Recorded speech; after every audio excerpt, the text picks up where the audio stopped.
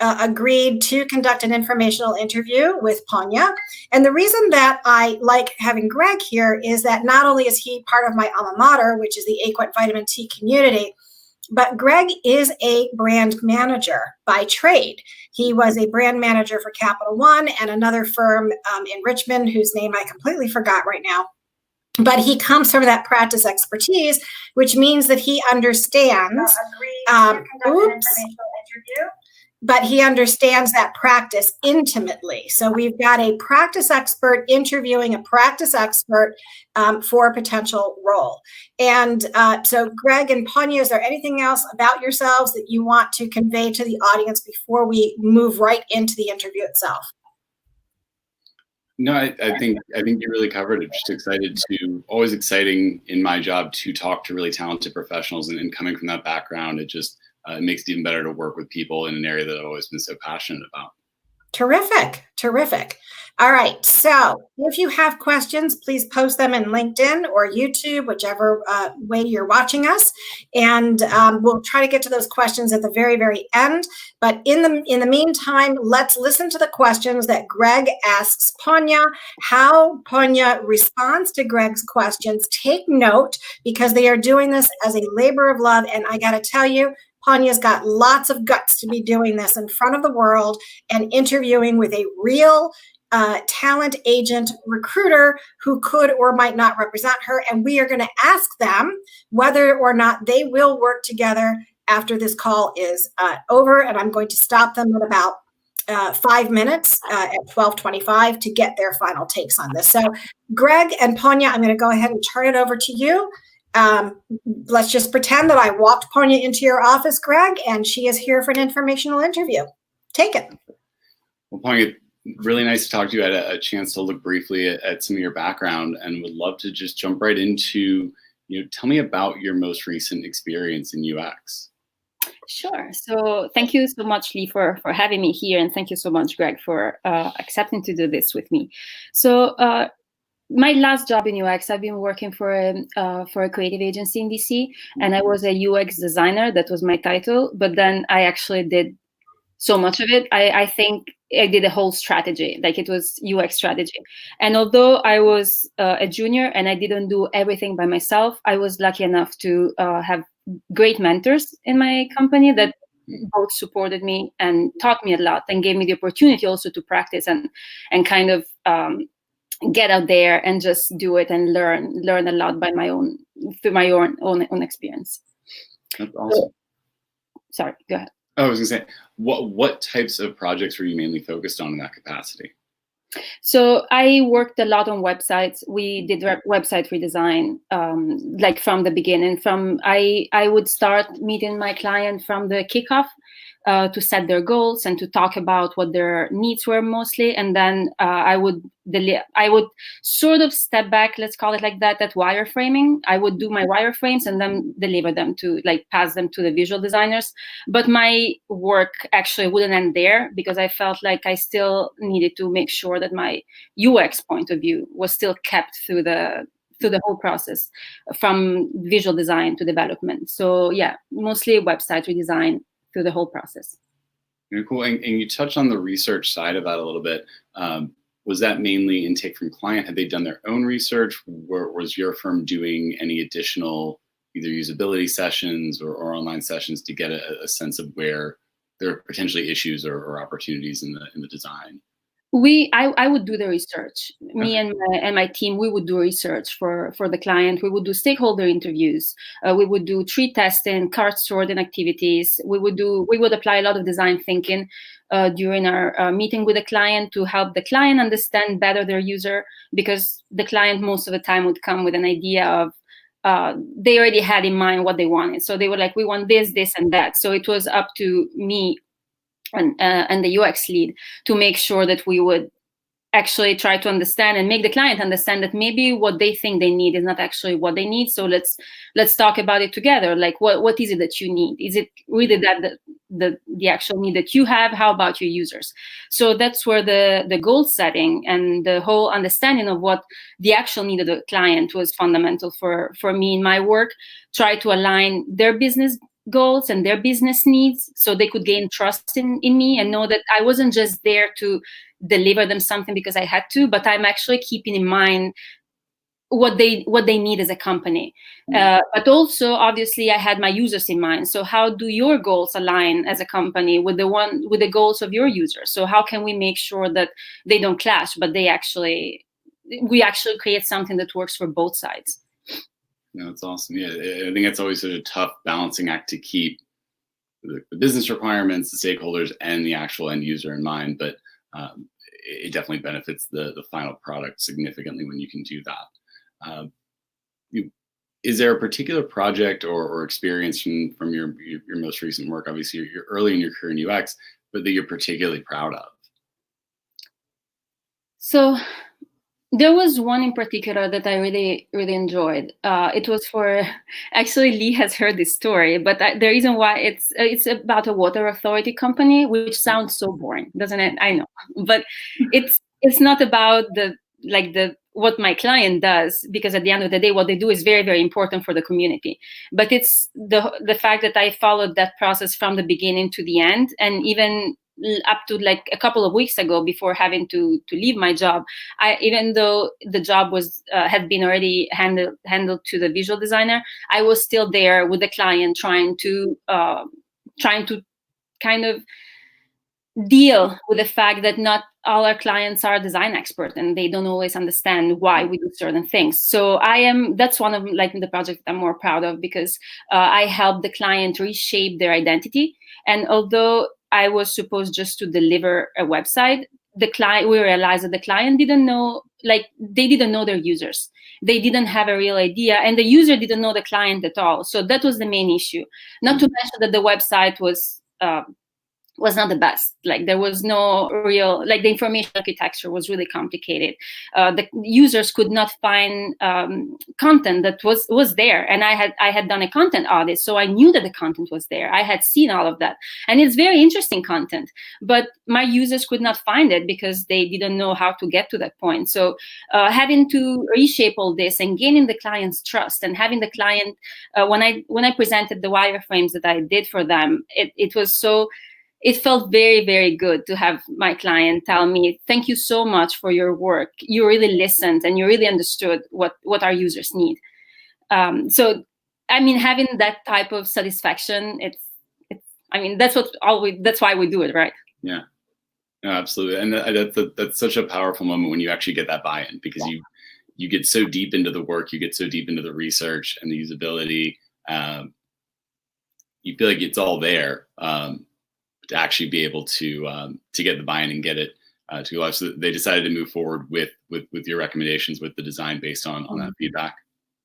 And they did. So the thing is that it's never ending. There's a lot of people involved in the design. There's a lot of people involved in the decision making. So all the sessions that we had up to that point were with a certain group of people, with 7, 8 stakeholders from the client side, and everything went pretty well. We had all our things, and obviously we went back and forth, making sure that we were on the same page. What had happened is that the CEO of the company, for example, had not attended those particular meetings. The CEO was more interested in seeing visuals because they felt that that's what she would enjoy the most. So when that happened, the CEO saw the visuals, and she had not really idea what we had been doing so far, all the research and all the work that we had put to get to that point. So, and that's what I was mentioning, up to a couple of weeks ago, before leaving my job, I actually had to put together all my research again to prove my point, because when the CEO came into the picture, she would not understand why we had a certain number of sections in the menu. Why did it have to be like this? And she kept saying, other modern websites look different. I don't think we need to have that much content in there. And so it was up to me again to go back and prove that everything we had done was intentional. We had applied research, we had tested it with users, and it was very important that while certain things could have been more flexible, obviously I've learned how to, let's say, pick my battles and see what is the most important thing that I need to fight for, because I know that this would affect my users versus I don't know, the shape of the box or things like that. So obviously it's about finding that balance and making your client understand the reason why you did certain things. So it's not just, I am the professional, I make the decision. It's really about, in my specific role, I am the user's advocate, and I want to make sure that at the end of the day, my user is happy, because if I fail in that, you're gonna fail as a business. Like that's the whole point. Like it's so connected. It's not just for my pride as a professional. Actually, it's not at all for my pride. My pride comes when I succeed in delivering what my user needs. And that's the difference I feel between me and someone that does more on the visual, more visual work. For example, I would have not every project goes the same way, right? So I would sometimes have my coworkers be like, oh, in this project you can be more free to do what you want because the client, it's a different process. I would be like, I don't want to be free to do what I want, because that's not what I do for a living. Like, yeah. I don't have to do that. I need my research. I want to be able to do what my users need for me to do, and like make sure that what I'm delivering makes sense, not just because I think it's so cool. I mean, UX really is a mindset, and I've been fortunate enough to work on some projects like that in my previous career. Once you start putting that lens on things, it's kind of hard to take it off.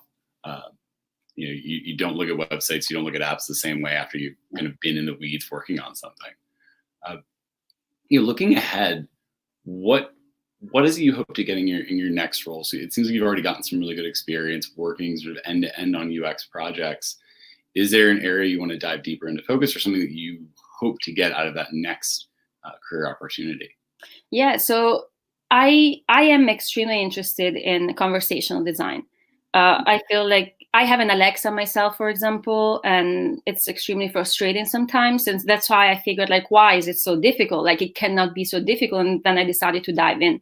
I'm very curious. Like, that's my thing. Since I was very young, I always wanted to figure out things by myself. And I was never happy with what I was told. Like, there is something else behind it. So that's why I'm extremely interested in conversational design, for example. Now that I have a bit more time, I mean, with a toddler, but like that, as much time as you can get with a toddler, I am trying to create my own chat box. For example, I picked a theme that is very important to me, like motherhood and postpartum depression. So I wanted to figure, how can I help? What can I do to help mothers, for example, who go through this thing through technology? And in the past, I've also helped a startup as a researcher in trying to understand mothers. And so now I figure, like, this is such a big and growing technology, chatbots and Alexa skills and all these like emerging technologies. Like, I want to be there when it becomes bigger. Like, I want to start now, because when the thing gets bigger, I want to be part of it. I want to have had my footprint in there and be like, I did this for so many reasons. I want to show my daughter that her mom did it.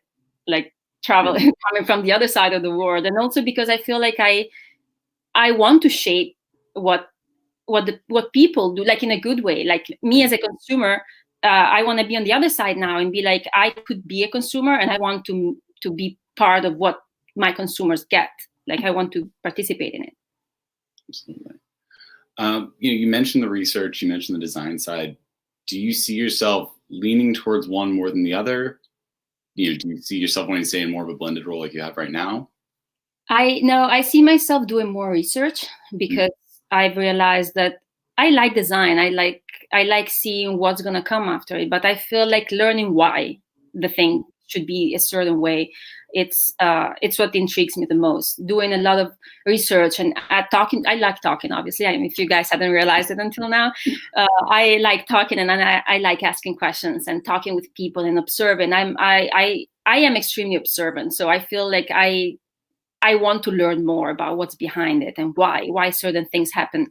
And I feel like research is my thing. Although I like design, and for example, in my previous company, I did wireframes, and I really enjoyed it. But I figured that research is my thing. Yeah. Well, I think when you know what you're passionate about, that's a really great thing, and something to arrive at early in your career. You've gotten some experience, but you start to know where the momentum is for you. I think that's really exciting. What is it about the research side, or what do you think it is about yourself that makes you well suited to the research side of the work? As I mentioned, I'm extremely curious. I like to understand the why behind certain things. And I am, this might sound as a cliche, but I'm empathetic. And I wasn't always this empathetic. I had to learn how to become really empathetic, because I realized how biased I was before while growing up, because I feel like our biases are affected by our culture and by our background. So I've learned how to become empathetic and see the world, as you were mentioning, with a different lens now. I see things in a different way. And actually, I was talking with some coworkers of how being a UX designer has shaped me as a person a lot, like completely. I feel like I see not just work, but a lot of things around me. I see them with a different lens now. And they're like, oh, I wish my job had made me a better person. I'm like, well, it actually, I feel like it has made me a better person. Being more empathetic, being more understanding towards things, and being even less judgmental. Yeah, less judgmental towards things, and jumping less into conclusions, but waiting for things to actually show what they really are, which obviously is not always easy. But as I've been practicing interviewing and even testing and usability testing, I've realized how I really need to step back and look more and be even more observant. Absolutely. Well, and you touched on that, in your previous roles, what are the areas that you want, the different types of research that you got to utilize in your first job? Where do you already have the hands-on experience? And then maybe what are the areas that you want to dive deeper into in your next role? So I have done a lot of interviews, like moderated interviews with users. I've done some usability testing, and that's something that I would like to dive more into. I've done a lot of cart sorting. I've done a lot of tree testing, for example, which I found out just the other day that is not as common as I thought it was, but for us was pretty normal. I've done surveys, for example, but I definitely enjoy more doing interviews, because I get to talk and ask the whys a million times, and make people almost uncomfortable. But usability testing, for example, is something that I have done, and I feel like I need more practice in it, because I feel like that takes a lot of experience in how to ask certain things without influencing people. That's awesome. Can you tell me about a time in your earlier career where you had maybe a project, you talked about a really great success, but is there a time where maybe things didn't go well initially, or didn't go the way that you planned, and how you dealt with that, or how you responded to that? Yeah, so there was this client, international, and so we already started with some issues on the client is located in Africa, so we already had some time zone issues. Mm-hmm. And we had our kickoff, and usually all our kickoffs are very, very collaborative with the client. We were gonna talk with them and set the goals and have a bigger conversation. But when we talked with the client was like, "Oh no, I'm not willing to talk about any of this. You have to read our documents that we're gonna send you." And it was about something like 30 PDFs. Like, we're not going to talk about this. Once you read these documents, that's the discovery that you guys are going to do. That's it. So we're not going to talk about it. So the client started acting completely different from what we were used to. So we, as a team, had to pivot in that moment and figure out how can we still make this work, even though it's completely different from our usual approach. And I had to be extremely flexible with that, and try to find a way for me to still get what I needed to get, all the information I needed to get. But and that was challenging for me, because, as I mentioned, like, that was one of the projects that my friends were like, "Oh, now you can get to do what you always wanted to do." And I'm like, no, that's not how it works in my role. But at the same time, I had to find a way to get the information I needed, and that happened through attending if my coworkers had a call with a client, for example. I would ask to be there so I could get everything I could get from those calls, and be able to ask questions whenever I could, and be able to look more at their competitor and the website, and try to read all those documents when needed, and make sure that every question I asked to the client when I had a chance was actually it was very intentional. And I had to develop a completely new way of dealing with this new client that I wasn't used to, that none of us was used to, because things are a bit more different now, and the design thinking and the collaboration. So I had to develop a new skill of being extremely flexible with what we had. And yeah. How did it ultimately turn out? I mean, it sounds like a very interesting start to a project. Were you able to get to a good place, and how did that ultimately work out for you and the team? Well, it worked. Actually, we got to a good place because I did a lot of study of my client, and I talked a lot with my team. We worked together a lot. We had to work together. And in general, I do not love working in silos. Like, I feel like that kind of, it would affect my work if I was the only one working on certain things. So having those conversations with the team and trying to capture everyone's idea of like, what did you hear? What do you think about this? And everybody had a different thing to say that maybe I had missed through other meetings. So putting together everyone's ideas was extremely helpful to kind of understand what the client was actually looking for. And actually, they approved my wireframes in one go. So I guess that worked. And the designer that created the design, he actually was very successful as well. He was able to tell a story, because it was all about shaping our story and giving the client, like, this is why we did it. This is what we heard from you. This is what you want. And every time I would present my wireframes, I would mention those things that we had heard them wanted. It wasn't just, so here's this, and here's the function of it. But it's like, because we heard you, and this is without my client, because I heard you had problems with the membership, or because I know that your users don't know who you are, this is why I put this specific section here and this specific spot, so we can help users get faster to this, or we can help users get there in this specific moment when they need it. So telling the story has helped me a lot with the client, hitting what they need to hear, because everybody wants to feel heard. Absolutely. And so one last question. I know we're about at time, but I think a lot of people are very sold on UX. You get the people who maybe don't understand why I should engage with the UX team. You have those clients who maybe don't understand the value of it. In your mind, what is the primary value, the primary benefit of UX and what it can do for a business? Yeah, I was going to ask you for who, because I feel like UX can benefit different people for different things, obviously. For a business, I feel like what business need, obviously, they need money, they need success, they need to grow.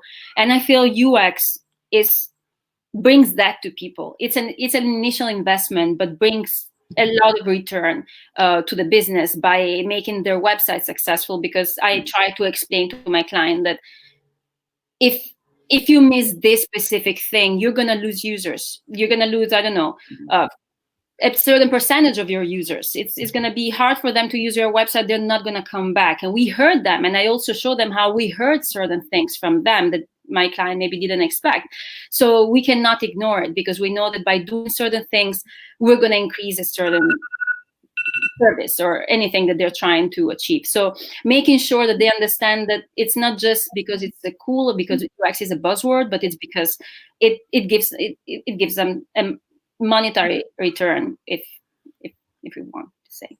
Okay, and at that, I am going to conclude the formal portion of this session. And boy, you guys went way beyond I expected what you would do. And as one of our watchers has clearly noted, this is not an informational interview. This is definitely a hardcore interview. And the questions were recorded for the most part. They were exceptional, and thank you both. So now is the moment of truth. Ponja, does Greg know enough about your domain that you feel comfortable in him representing you?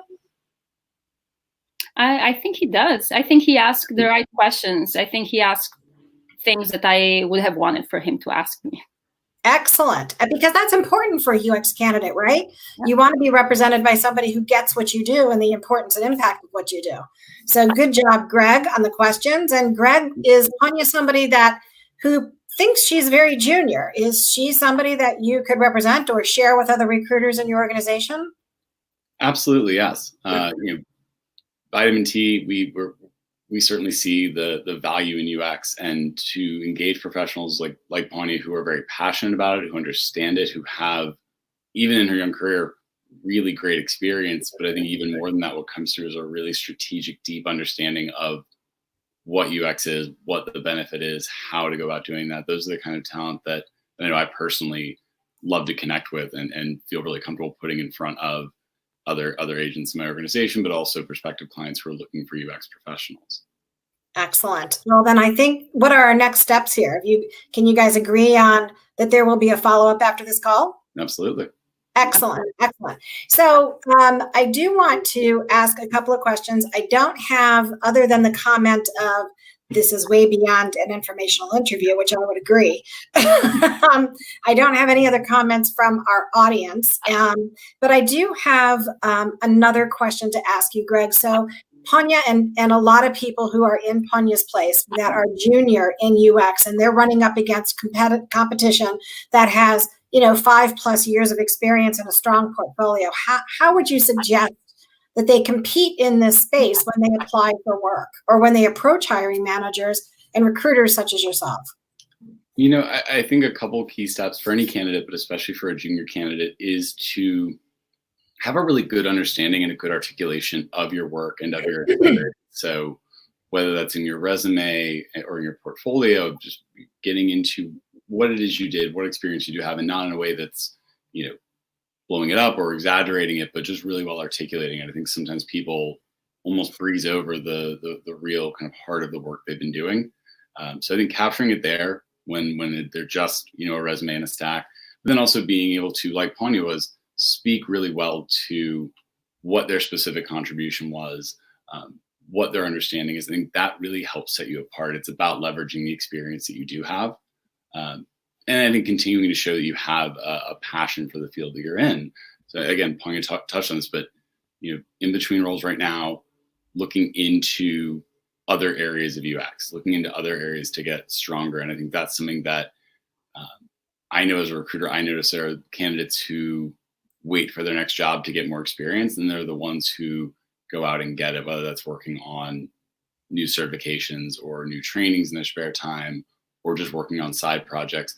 I think people who really demonstrate that passion for it and want to do the work rather than waiting for the work to come to them really show up well, even if they're on the more junior end. Cool. Thank you. And I noticed that you drilled down quite a bit on the actual research and or testing that Ponja has done. So make sure that you have those stories. So in general, what are your thoughts about people who graduate from these boot camps and come from various backgrounds? What are your thoughts? Just, we've only got about a minute left. Mm-hmm. Just in short, what do you think about candidates coming from those places? I think it still comes back to whether their work is just projects that they did in boot camp. If they can speak intelligently about the work, if they can speak, with a level of proficiency that shows that they sort of get it, they're not just going through the motions. I think depending on what their previous background is, what are they bringing from that prior background? So, every job, every profession has strengths, has skills that you're going to utilize. So even if you're coming from something very unrelated, do you have a clear sort of story or a through line of, I've made a pivot into something like UX, gone through boot camp. What I'm not going to leave behind are X, Y, and Z skills that made me successful in that previous life. Oh, wow. That's really great. So yeah, good information. Okay. We are at the 30-minute mark. How did that feel to you guys? Pretty stressful, I know, beforehand, but how did this feel during? That was great. Yeah, it felt good for me. I like talking, and I like talking about what I love. So, I mean, would you encourage other participants in this kind of environment? Absolutely, because this is how you learn. This is how you practice, and this is how you learn what you have to fix and how you have to tell your story. If you don't tell it and it's just in your head, it might work, but it's gonna be harder. Great. Greg, what about you? No, I think especially now, but finding any opportunity to connect with another professional or recruiter, anyone like that, even if it's a purely informational or social engagement, the opportunities to talk about the work, the opportunities to talk about what you do, get in front of somebody, you just get more comfortable with it. And then when you do find that yourself in a real interview for a real position, you're already very fluent in talking about yourself. That's great. So practice and exposure. All right. Well, this is Giving Back. Thank you so much for volunteering both of your schedules and time to do this, because I know that junior candidates are interested to hear how you positioned yourself, Ponja, and Greg, the questions that you asked. So thank you very much for being of service, and thank you all for watching. Thanks so much. Thank you.